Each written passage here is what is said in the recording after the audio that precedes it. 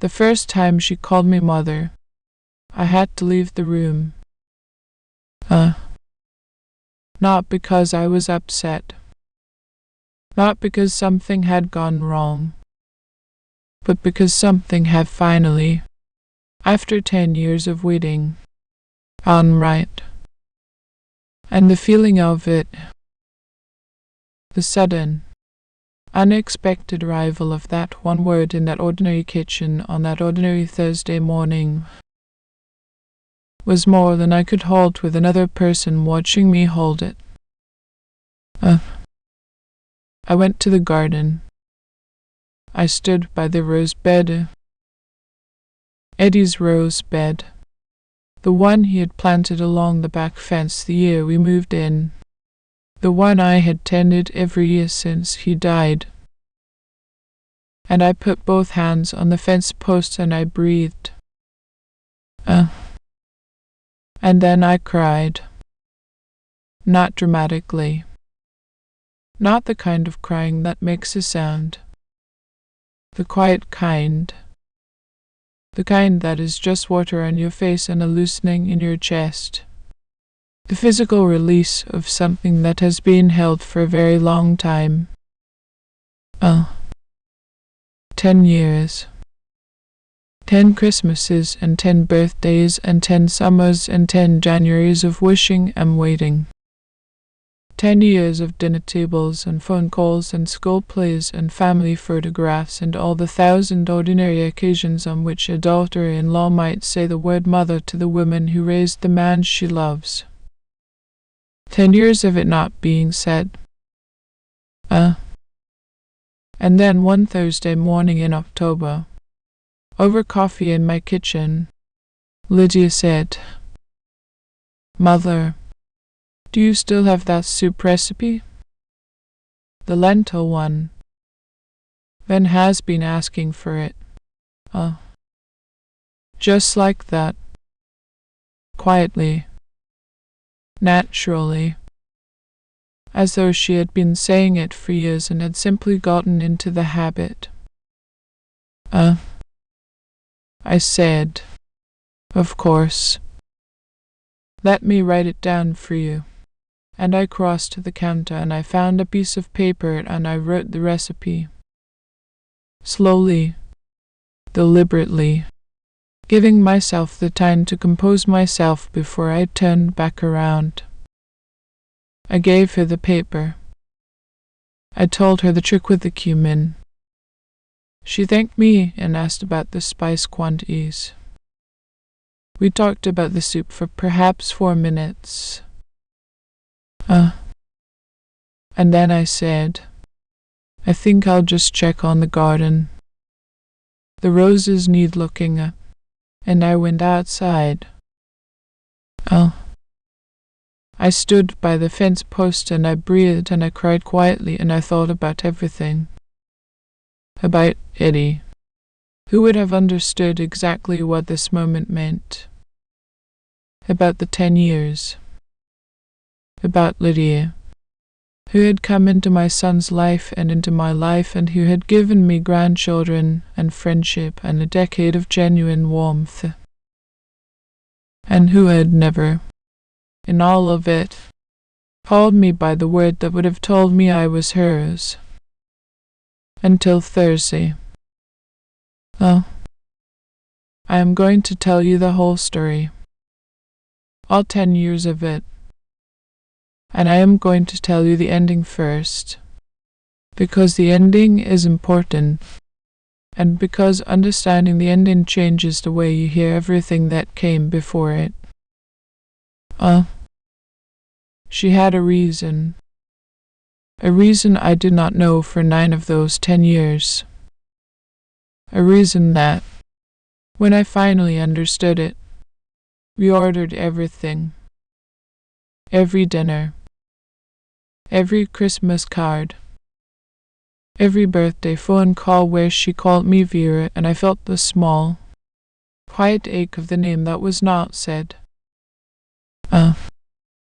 When I understood her reason, I did not feel the 10 years differently. I had felt them the way I had felt them, but I understood them differently. And understanding, I have learned, is its own kind of resolution, even when it comes late. Let me take you to the beginning. My name is Vera. I am 69 years old.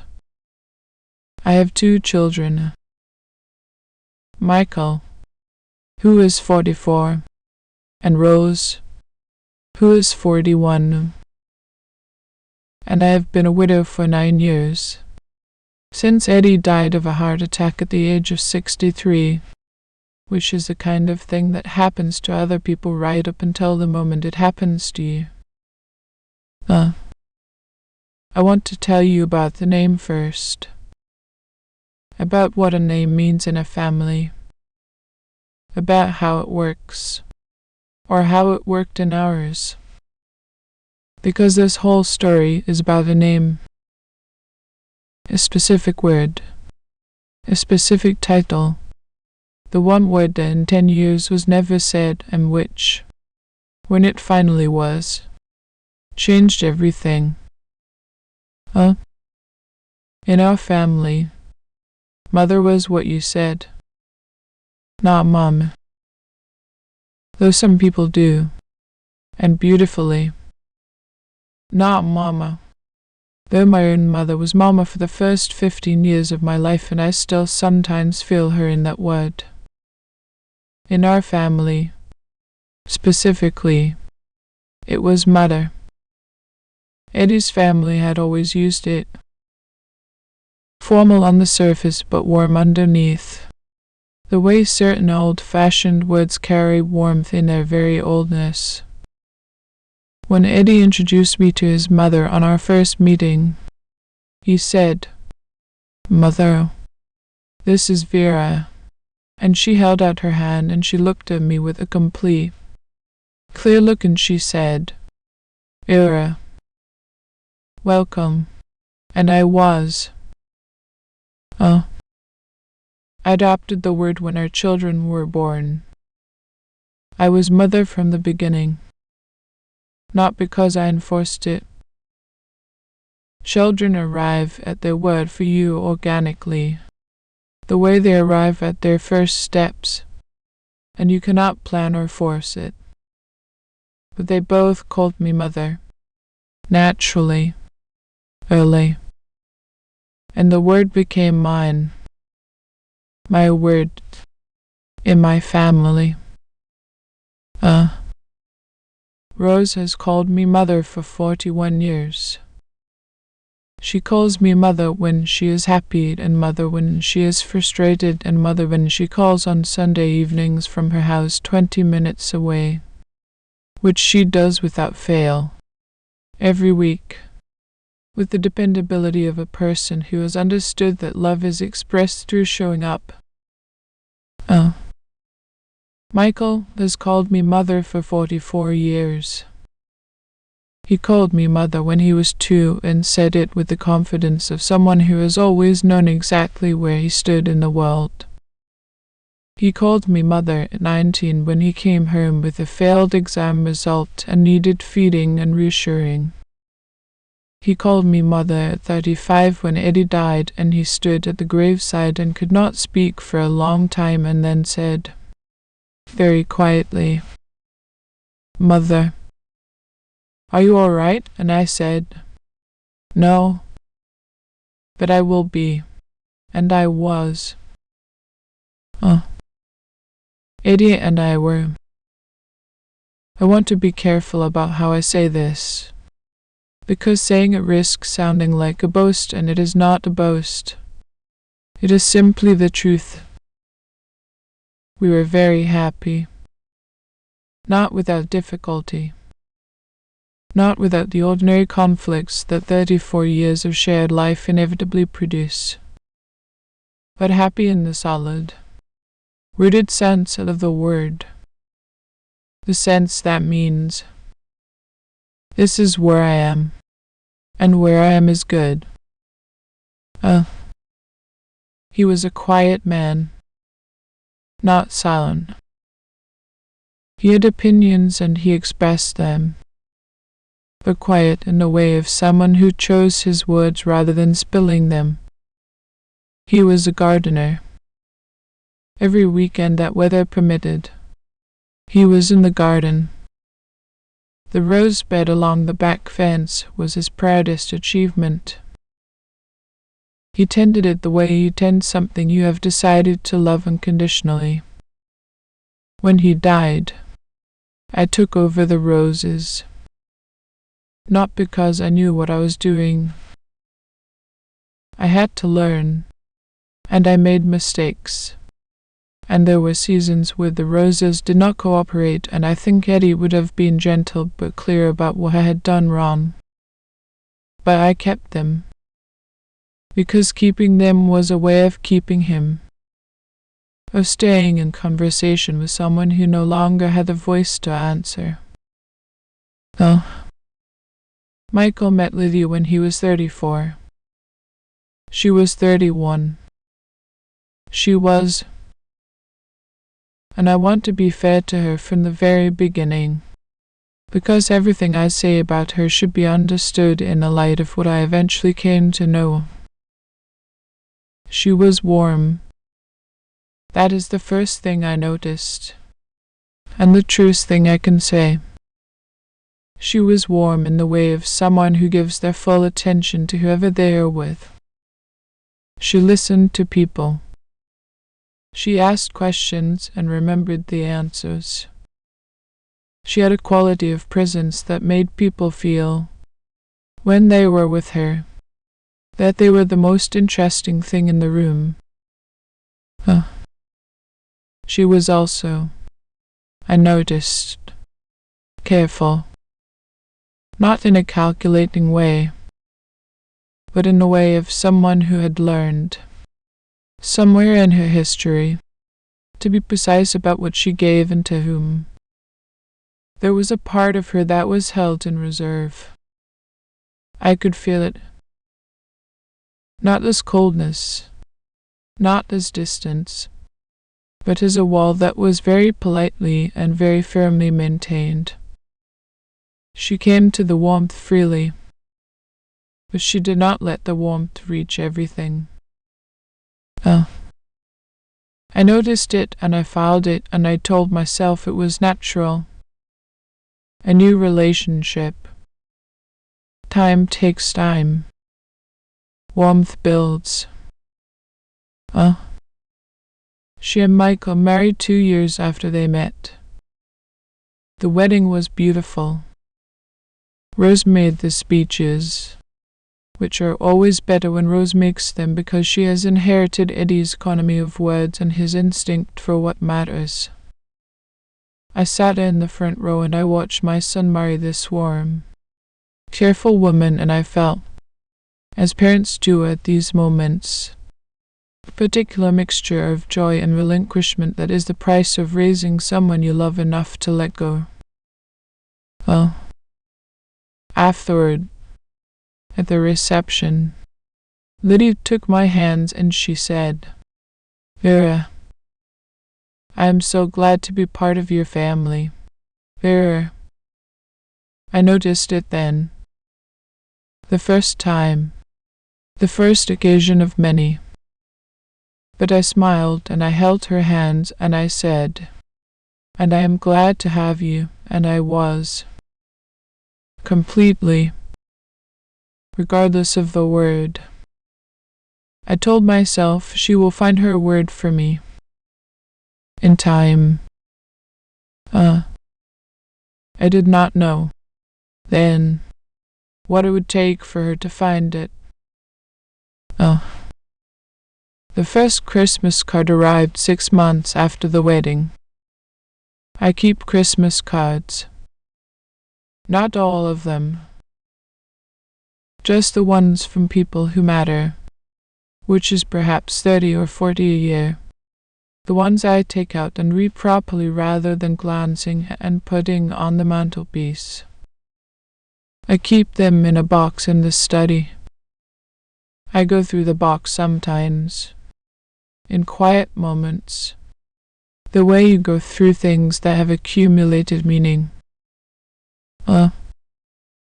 Michael's card that first year said, "To Mother, with all my love, Michael." Lydia's card. They sent separate cards, which I had not expected and which told me something about how they understood themselves as individuals within the marriage. Lydia's card said, "Dear Vera, wishing you a wonderful Christmas and New Year. With warmth, Lydia." I read both cards. I put them on the mantelpiece, and I thought she will find her word next year. She did not find it next year, or the year after, or the year after that. 10 Christmas cards in the box now. 10 cards that begin Dear Vera and end with warmth. Lydia and which are, in themselves, kind and genuine and everything a Christmas card should be. And beside them, every year, Michael's card. To Mother, with all my love. I never said anything to either of them. I want to be clear about that. I never sat Michael down and said, "Your wife calls me Vera and I wish she would call me something else." I never said to Lydia, "I notice you don't call me Mother." It was not a subject I raised. It was not a complaint I made. Because how do you make that complaint without sounding petty? Without sounding like you are counting something that should not be counted? But I was counting. I know that now. I was counting every dinner and every phone call and every occasion. Not deliberately. Not with bitterness. But in the way the heart counts things it cares about. Quietly. Without being asked to. She called me Vera on the phone when she ran to tell me she was pregnant with Ben. "Vera," she said, and her voice was full and happy. "We're going to have a baby," and I was full and happy too. And the conversation was everything a conversation like that should be. And afterward I sat in the kitchen and I thought about the word she had used to begin the sentence, and I thought, when Ben is born, maybe, when she is a mother herself, maybe then she will understand what the word costs to give and what it means to receive it. Ben was born and Lydia became a mother and she called me Vera. Clara was born 3 years later and Lydia became a mother again and she called me Vera. There were evenings, over those years, when I spoke to Rose about it. Rose, who is like her father in the way she receives difficult things. Directly, without drama, with the honesty of someone who loves you enough not to manage you. I told her, once, about the Christmas cards. About the 10 years of Dear Vera. She listened and then she said, "Mum, have you told her it matters to you?" I said, "No," she said. "Why not?" I said, "Because I don't want her to say it out of obligation. I want, if she ever says it, I want it to be because she means it, because she chose it. Not because I asked for it." Rose looked at me for a long moment. She said, "That's either very patient or very stubborn. I'm not sure which." I said, "Probably both." She said, "You have more patience than I do." I said, You have more of your father's courage, she said. You have more of his kindness. We sat with that for a while, and then we talked about other things. Because there are only so many times you can look directly at a thing before the looking becomes a kind of obsession, and I did not want to obsess. I wanted to wait. With grace. If I could manage it. There were also evenings, those years, when I thought, perhaps I'm wrong to want it. Perhaps the word is old-fashioned. Perhaps the formality of first names between in-laws is simply modern. Perhaps Lydia calls her own mother by her first name. Perhaps Gloria, which was her mother's name, was the word Lydia had always used, and the formality was simply her way, inherited and unremarkable. I wondered about Gloria. Michael did not talk about her much. Lydia spoke of her even less. There was a reference, occasionally, to a difficult childhood. A sense that Lydia's family of origin was not the warm, named, gathered kind that mine had been. But I did not ask, because Lydia had not offered, and the part of her that was held in reserve, politely and firmly, extended to this topic above all others. I waited. I tended the roses. I kept the Christmas cards. I called myself patient and told myself that some things arrive in their own time and cannot be hurried. I believed it. Mostly, I believed it. But there were also mornings, early mornings, when the house was quiet and I was making my tea alone the way widows make their tea, with the particular awareness of how different a cup of tea tastes when there is nobody else in the house. When I thought about the word, about how small a thing it is, really, 4 letters, 2 syllables, the oldest word in any language. Mother. How small. How enormous.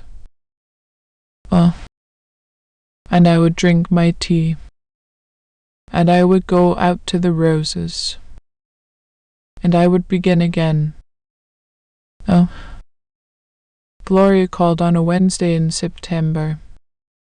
I know this because Lydia told me about it the following Saturday, when she came over with the children, and Michael was at work, and we had the kind of afternoon that can happen between 2 women when there are no men in the room and the children are occupied in a garden and the tea is hot and the afternoon is quiet enough. She did not come in with it. We talked first about ordinary things. Clara's new teacher, Anne's football team. Something Michael had said that was slightly funny and slightly exasperating in the way that husbands tend to be. I poured more tea. The children's voices came in from the garden, punctuated by the occasional crash that told me Ben was attempting something ambitious. And then, in the way that difficult things surface when the ordinary things have done their work, Lydia said, "My mother called on Wednesday." I looked at her. She was looking at her cup. Her hands were wrapped around it in the way hands wrap around a hot cup when they need something to hold. She said, "I haven't spoken to her in 4 years," I said. "Are you all right?" she said. "I don't know yet." A pause. "She's not well. She has. There's something with her heart. Not critical, Not yet. But the doctors are saying she needs to make some changes and she needs support, and she stopped. She said she wants to see me. I waited, because I could feel, with the particular sensitivity of someone who has been paying attention to another person for 10 years, that there was more. That Gloria's call was not simply news. It was a door that had been closed for 4 years and was now ajar, and the draft coming through it was reaching Lydia in a way that nothing recent had reached her. She said, we don't have a... It's not a simple relationship. My mother and I said. I had gathered that. She looked up. Had you? I said. You don't talk about her. And the things that are left out of what someone says can tell you as much as the things they put in. She looked at me for a moment. That careful look she had. The precise, architectural look that assessed the safety of a structure before committing weight to it. Then she said, She wasn't a good mother. When I was growing up, she wasn't there in the ways that mattered. She was there physically, usually, but not present, not interested. We were inconvenient to her, my brother and I. We interfered with her life. She said this flatly, not as a complaint, but as a statement of fact, the way she stated all facts, accurately, without embellishment. When I was old enough to leave, I left, and we've been cordial, occasionally, but not close. And then 4 years ago something happened and I stopped the contact altogether. I said, What happened 4 years ago? She said something at Clara's christening about how she had always known I would make a better mother than she had. She said it as a compliment, I think, but it came out as something else. She paused. It came out as an acknowledgement that she knew she had failed and she was proud of me for doing better. But the acknowledgement was too easy, too clean, as though 40 years of not being there could be balanced out by one gracious sentence, a grandchild's christening. I said nothing. I let her finish. She said, I went home that day and I thought about what she had said, and the more I thought about it, the angrier I got. Not at the sentence itself, at what was underneath it, at the fact that she could say it so easily, that she could look at my life, at my children, my husband, my home, and claim some kind of credit, as though her failure was somehow, in retrospect, a gift, as though if she had been better, I would have been less. She paused. I called her a week later and I told her I needed space. And I've kept the space. The garden was quiet. The children must have come inside because the sounds had stopped. I could hear the faint noise of the television from the other room. I said, and now she's ill, she said, and now she's ill. And she wants to see me. She looked at her hands. And I don't know what to do with that, because the person I am, the mother I am, says that you go. You go because she is your mother and she is ill, and because not going is something you would carry forever. But the person I was, the child I was, says that she did not go when I needed her. And why should I go now simply because the need has shifted from mine to hers? I sat with this. I turned it over. I thought about Gloria, a woman I had never met, a woman who had raised the person sitting across from me and had done it, by that person's account, with a particular kind of absence that leaves its marks in places that are slow to heal. And I thought about Lydia, about the 10 years, about the careful reserve, about the part of her that was always held back, about the Christmas cards that said Dear Vera, not Dear Mother, and something that had been in the back of my understanding for a long time. I thought I had had infanticide many times, without quite letting myself complete it. Came forward. I said, Lydia, can I say something? You don't have to respond to it, she said. Please, I said. I have wondered, sometimes, about why you have always called me Vera. She was very still. I said, not as a complaint. I want to be clear about that. You have been a wonderful daughter-in-law to me. You have been more than I had any right to hope for. But I have wondered, in the quiet way that I wonder about things I don't say out loud, whether the difficulty with the word had something to do with Gloria. A long silence. The clock on the kitchen wall ticked. The television murmured from the other room. And then Lydia said, "Yet, just that. One word. But a word that had the weight of 10 years in it."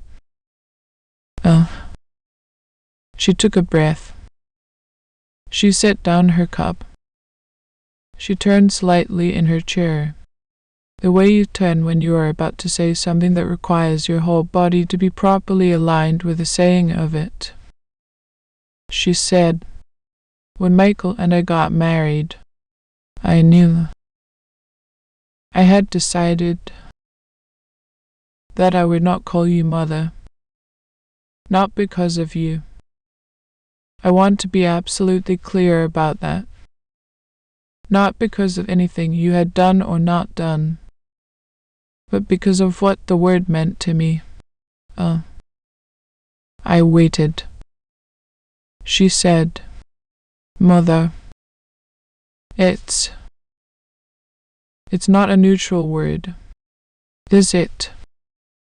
It's not like a name. It carries things. It carries the whole history of what a mother is supposed to be.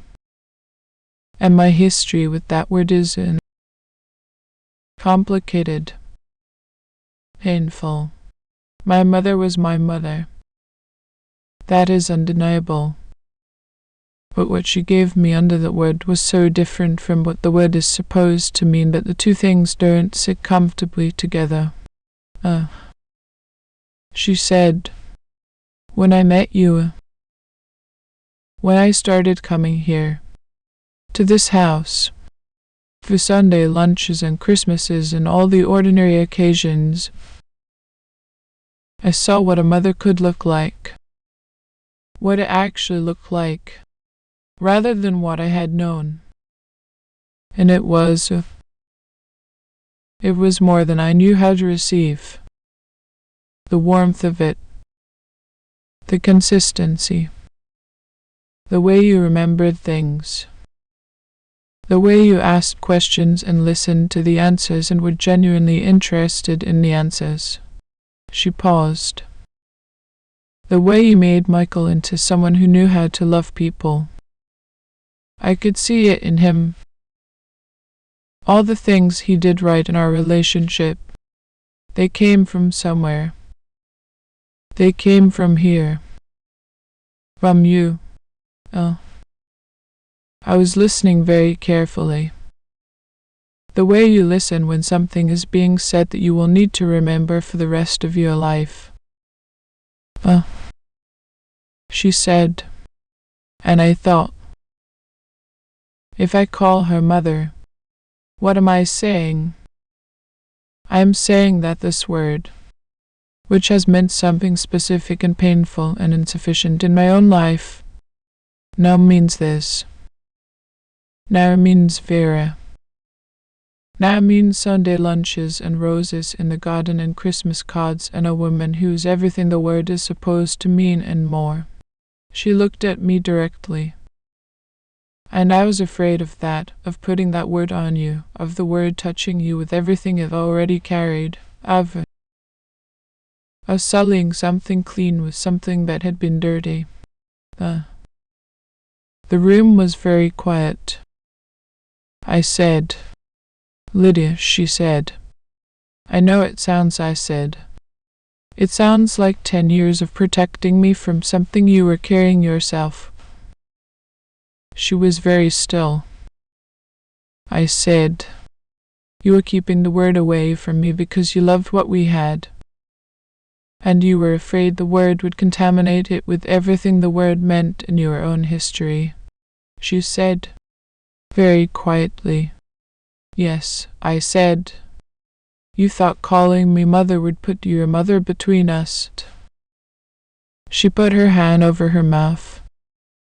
She was holding something back. I could see it, the physical effort of holding it. She nodded. I said, oh, my dear. And I reached across the table and I put my hand over hers. And she, careful, precise, architectural Lydia, who held the warmth freely but the weight in reserve, who had maintained her wall politely and firmly for 10 years, let go. She put her head down on her arms on the kitchen table and she cried. Not the quiet kind, not the kind that makes no sound. The full kind. The kind that comes from somewhere very deep that has been sealed off for a very long time and is finally, in the right kitchen, at the right table with the right person, allowed out. I held her hand. I said nothing, because there was nothing to say that was more useful than being there. The children came in from the other room at some point. Clara first, with the instinct of a 5-year-old that something needed attending to, and then Ben behind her, looking at his mother with the careful face of a child who has never seen this before and is working out what it means. I looked at them, and I shook my head gently, and Clara climbed into my lap, and Ben sat on the chair beside me, and we all three sat quietly while Lydia came back from wherever she had gone. When she lifted her head, she looked at the children. Clara reached across and patted her mother's arm, the gesture of a 5-year-old who has inherited, from somewhere, the knowledge that touch is the first language of comfort. Lydia took Clara's small hand and held it. She looked at me over Clara's head. She said, I'm sorry, I said. There is nothing to be sorry for, she said. 10 years, I said. You were protecting something. I understand that now. She said, I was afraid that if I said it, it would mean I had chosen, that I had decided you were my mother and Gloria was someone else. Someone who didn't get that word from me anymore. She paused. That felt like a bigger decision than I knew how to make. I said, and now? Gloria's phone call. Has it made things clearer? She said. It has made things more urgent. Which is not the same as clearer. She looked at Clara's hand in hers. But I think I understand something now that I didn't understand before the call. I understand that there are people who are your family because you were born to them. And there are people who are your family because of how they loved you. And those two things don't always come in the same person. Oh. I said, no, they don't. She said, you are the second kind. For me. She looked up at me. You have been for years. I just didn't have a word for it. That didn't terrify me. I said, you can call me whatever you want. Lydia. You can call me Vera for the rest of our lives. The word was never the thing. The thing was always this. I looked at the kitchen, at the children, at the afternoon that had held something real in it. This was always the thing. She said, I know, she said it softly. And then she said, but I think I would like to try. The word. If that's all right. I said, it is more than all right. She did not say it that day. She was not ready, and I did not expect her to be. Some things need to be decided in private before they can be said out loud.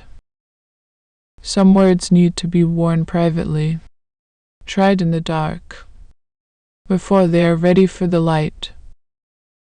I did not push. I did not wait with any particular tension. I simply continued, the way I had always continued.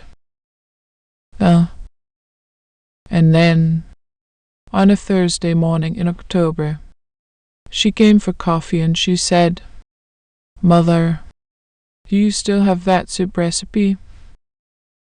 I stood in the garden for perhaps 10 minutes. I looked at Eddie's roses. They were past their best for the season. October is not the month for roses. But there was still color in them, still life, still the particular quality of something that has been properly tended, refusing to give up gracefully. I thought about Eddie, about how he would have received this story. He would have been quiet about it, the way he was quiet about the things that moved him. He would have come out to the garden and stood beside me, and he would not have said very much. But I would have felt him understanding. I would have felt his understanding the way you feel sunlight. Not by looking directly at it, but by the warmth it leaves on everything it touches. I said to him, in the private way I say things to him. She called me Mother. Eddie. The roses moved in the slight breeze. The October morning was mild and grey and entirely itself. I went back inside. Lydia was still at the kitchen table. She had made fresh tea. I noticed she had used my tea bags, the particular brand I always kept, rather than the herbal kind she usually preferred. A small thing. But Lydia was a person who communicated in small things. I had learned, for over 10 years, to read them. I sat down across from her. She pushed a fresh cup toward me.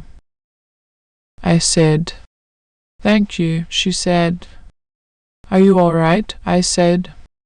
"Very much so," she said. I worried that I'd upset things. By saying it without any, I said, "Lydia, you could not have upset things by saying it." "That is not possible," she said. "I wasn't sure how you'd," I said. "I went and cried into the rose bed. In the best possible way." She looked at me, and she laughed. A real laugh. Surprised and warm and completely herself. The laugh of someone who had expected a delicate moment and received instead an old woman crying into a rose bed with sincere gratitude. I laughed too, and the kitchen filled with it, the way kitchens fill with good things when the right people are in them. When the laughter settled, she said, "Can I tell you something?" I said. "Please," she said. "The soup recipe. Ben didn't ask for it. I made that up." I looked at her. She said, "I had decided I was going to say it. The word. This morning, on the drive here. I had decided, but I needed a reason to say it. A natural way to put it in a sentence. And I couldn't think of one on the way over, so I invented the soup." I said. "You invented the soup," she said. "He does like lentil soup. He will eat it if I make it.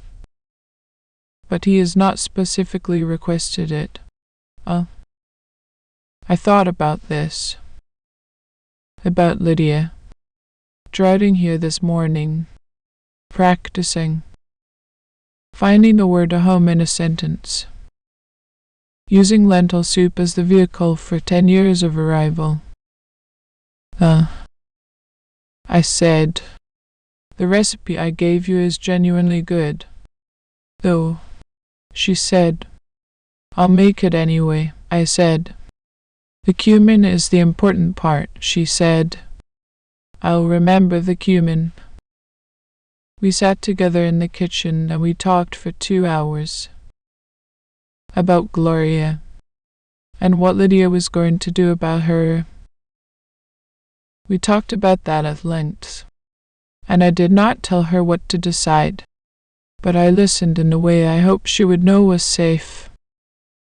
I told her what I thought when she asked me. I told her that going to someone who has hurt you is not the same as excusing what they did. That presence is not absolution. That you can sit beside a person in their illness without giving them anything they have not earned. That sometimes you go not for them but for yourself. For the version of yourself that will exist after they are gone and will need to know it did what it could. She listened to all of this with the attention she gave everything. Completely. Precisely. With the architectural eye for what held and what did not. She said, "Would you come?" If I went to see her. I said, "If you want me to," she said. "Not to meet her. Not to. I wouldn't want to bring you into that. But to drive me. To be outside. To be the person I could come back to." I said, "Yes." Of course, she said. Would you really? I said. Lydia, I would drive you anywhere. She nodded. She looked at her hands. She said, I think I'm going to go. I think I need to. I said, I think so too, she said. Whatever she is. Whatever she gave or didn't give. She is my mother. And I am going to be a mother myself for the rest of my life. And I need to know that I tried. She paused. Even if it doesn't work. Even if she is still herself. I need to have tried. I said. That is a very brave decision, she said. It doesn't feel brave, I said. It rarely does from the inside. We drove to Gloria's 2 weeks later. A flat in a town about an hour away. In a building that was practical, and Beja managed to feel less like a home than a space between other arrangements. I waited in the car park. I had a book and a flask of tea and the roses to think about, and I was entirely prepared to wait as long as was needed. Lydia was inside for 2 hours. When she came out, she got in the car and she sat for a moment without speaking. And then she said, Thank you for being here, I said. How was it? She said. Complicated. Real. I don't know what comes next. A pause. But I went. I said. You went, she said. She asked me about the children. She had photographs. Apparently. Michael had sent them. She had them on her fridge. I said nothing. She said, she looked old. Smaller than I remembered. Ill in the way people are ill when something is taken from them gradually. She looked to. Sorry. Not in a spoken way. Not with any of the words I would have needed from her. Years ago, when the words still would have changed things. But in her face. There was something in her face that was sorry. I said. That must have been complicated to receive, she said. It was. It is. She looked out the window at the beige building. It doesn't fix anything. I need you to know that. One sorry face doesn't fix 40 years. She looked at me. But it's something. It's the first something she's given me that didn't come with conditions. I started the car. We drove home mostly in silence. The comfortable kind. The kind that two people who have been through something together and do not need to fill with words can sit in without difficulty. As we came into the familiar streets near the house, she said, Mother. I glanced at her. She said, Thank you, I said. You are very welcome. My dear, she said. It gets easier. Saying it, I said. Does it? She said. Once you've said it the first time. And the second. It starts to feel like it always was. I said. That's what belonging feels like, she said. Yes, she looked out at the street we knew. I think that's exactly what it is. Christmas came 6 weeks later. Michael put the tree up on the first weekend of December, the way he always had. with great enthusiasm and very little method, so that it always leaned slightly to the left by the time he was finished and had to be straightened by someone more methodical, which was usually Lydia. This year Clara helped, which added a further dimension of creative chaos, and Ben directed from the sofa with the authority of a child who has decided that supervising is a legitimate contribution. I came for the decorating, as I always did. I brought the box of tree decorations that had been in the family since Michael and Rose were small. The ones that were mostly slightly battered now, some of them held together by a sentimental attachment rather than any structural integrity. The glass bauble that had been Eddie's mother's. The small wooden reindeer Rose had made at primary school, which was, objectively, barely recognizable as a reindeer, but which had been on every tree since 1993 without fail. We put them on the tree. Clara was in charge of the lower branches, which she decorated with a commitment to density over spacing that resulted in one section of the tree being intensely, chaotically beautiful. Ben straightened things. Michael made the mulled wine that was his contribution to Christmas and which he made too sweet every year and which we all drank appreciatively regardless. Lydia managed the lights, which required patience she has in greater supply than most. And throughout the afternoon, throughout the mulled wine and the crooked tree and Clara's chaotic low branches, Lydia used the word, naturally, easily, the way she had said she would, the way it had begun to feel since that first Thursday. She said, "Mother, will you pass the tinsel?" She said, "Mother, what do you think? Lights on before or after the decorations?" She said, "Mother, Ben is trying to put the angel on before anyone's allowed and I need backup."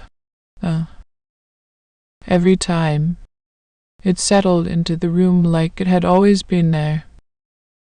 Like it had always been her word for me and had simply been waiting, patiently, for the moment she was ready to use it.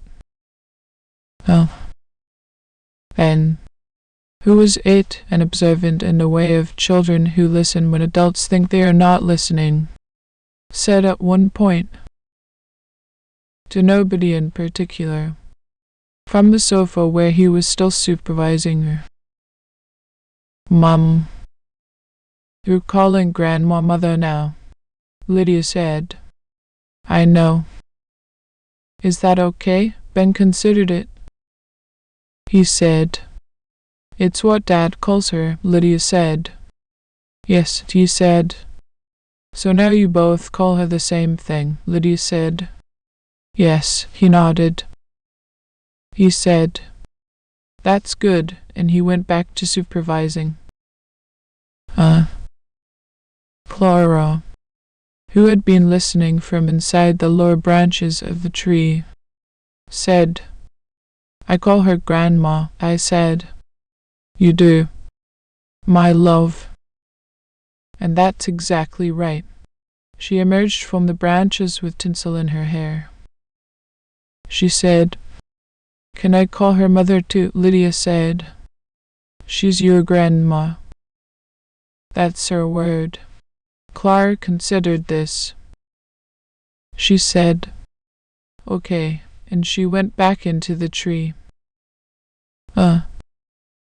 Michael looked at me across the room, and I saw in his face, my son's face, 44 years of it, all the phases of it, something that was simply glad, not surprised, not relieved, just glad. The settled, warm gladness of a man whose two favorite people in the world have, at last, fully found each other. I raised my mulled wine slightly. He raised his. We did not say anything. We did not need to. Rose came on Christmas Day with her family, as she always did. At some point in the afternoon, in the kitchen, she found me alone for a moment and she said, "Mom," she looked at me with the 30 years of knowing that only a daughter has. "You look, settled. More settled than I've seen you in a long time," I said. "Something resolved itself," she said. "The word?" I said. "The word," she said. "Finally," I said. "In its own time," she said. "Stubborn patience," I said. "It worked, though," she said. "You could have asked," I said. "I know," she said. "But if you had asked, it wouldn't have been the same," I said. "No, it wouldn't." She looked at me. She said, "Dad would have been unbearably pleased about this," I said. "He would have made some remark about patience and roses," she said. "He absolutely would." We stood in the kitchen together and we laughed. And Christmas went on in the other rooms. The children and the chaos and Michael's too sweet mulled wine and the tree that leaned left despite everyone's best efforts. And somewhere in the middle of all of it, Lydia appeared in the kitchen doorway and said, "Mother, Rose, are you coming? We're doing the crackers." We came. It is April now. The roses are coming. Eddie's roses. The ones along the back fence. The ones I have tended for 9 years without him, are coming back this spring with a particular enthusiasm that I choose to read as intentional. The pruning I did in February was correct. Finally, after 9 years of learning, I did it right. And the roses are responding the way roses respond to being properly cared for, with everything they have. Lydia has started coming to the garden with me on Saturday mornings. Not every Saturday. She has her life and her schedule and her 2 children and the ongoing, careful navigation of Gloria, who is still alive, still ill, still occasionally in contact in a tentative and not quite fluent way of a relationship being rebuilt from scratch with modest materials and enormous patience. But some Saturdays, enough Saturdays to become a habit. She does not know a great deal about roses yet. She asks questions and I answer them, and she listens with the full attention she brings to everything. She has the instinct, I think, though not yet the knowledge. The instinct to see what a plant needs. She crouched down beside the pink climber last Saturday and she looked at it for a long moment and she said, "This one needs more room," and she was right. I have not figured out yet how to give it more room, but she was right about needing it. Eddie would have said she has the eye. She calls me mother. She has been saying it for 6 months now, and it has become, as she said it would, ordinary. The best kind of ordinary. The ordinary of a word that has found its right home and is no longer remarkable for being there. She says it in passing, in the middle of sentences, the way you say words that belong to you. She says it on the phone when she calls to ask about something. She said it to Ben last week. I am told, in the particular way that parents use names and titles when addressing children about grandparents. Go and ask Mother Vera. She'll know. Mother Vera. Ben reported this back to me with the solemn informational tone of an 8-year-old who considers all information equally important. I received it with equal solemnity. Afterward, I thought about it for a while. Mother Vera. A hybrid. Not simply Mother. Not simply Vera. But both. My name and my title. Joined. Distinct from anyone else's use of either word. Entirely mine. In Lydia's particular, precise, architectural way. I think Eddie would have said it was elegant. He appreciated elegance in solutions. He used to say the best answers were the ones that gave everyone what they needed without anyone having to give up what they had. Mother Vera. She kept the warmth she had always used a name for. She added the things she had always withheld. Nothing was lost. Something was gained. That is not always how things go. I know that. I know that not every 10 years of distance resolves on a Thursday morning over an invented soup request. I know that some women wait and the word never comes. Some women ask and it still does not come. Some families carry their distances to the end without any of the explaining, the crying, the rose bed, the October morning. I have been lucky. I want to say that honestly, without pretending it was only patience.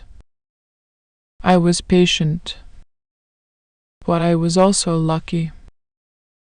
What I want to say to the women who are counting, who are keeping the Christmas cards, who are filing the dinner tables, who are doing the quiet arithmetic of the word not said and the word not said and the word not said again, is this. The word you are waiting for may come. You cannot force it, and you should not demand it, because a word given under compulsion is not the same as a word freely chosen, and you deserve the free choice. But it may come, and the reason it has not come may not be the reason you have imagined. The distance that looks like rejection may be protection. The care that looks like indifference may be love that does not yet know how to say its own name. Wait with grace, if you can. Not with desperation. Not with the counting kind of waiting that becomes a wound. But with the open, patient, continuing kind. The kind that goes on tending its roses and keeping its Christmases and being present and warm and worth waiting for. That kind of waiting is its own message. It says, I am here. I am not going anywhere. When you are ready, I will be here. And if the word never comes, if the Thursday morning does not arrive, if the soup is never invented, if the distance stays distant, then let what is real be enough. Because what was real between Lydia and me, across those 10 years, was real. The dinners and the Christmases and the children and the Saturday mornings in the garden. The warmth she gave freely, even when the title was withheld. The genuine care. The presence. All of it was real, and all of it was good. The word made it better. The word named something that was already true. But the truth was already there. I am in the garden.